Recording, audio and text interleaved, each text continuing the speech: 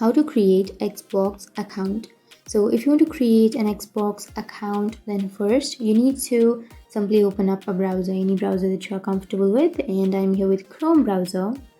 Tap open your Chrome browser and then go for the search and search for Xbox. Once you've searched, you can go for the xbox.com, which will be on the first search.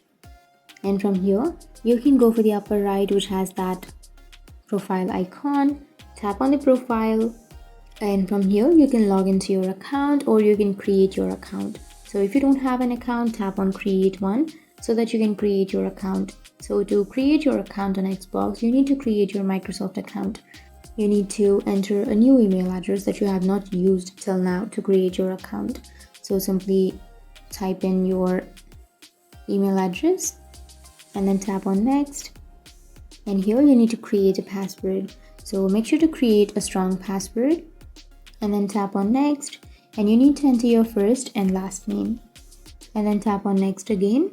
And you need to choose your country or region and then your date of birth. And then tap on next again. And here you need to verify your email. So open up your mail and then you need to enter the code which you have received to the email address that you have just entered.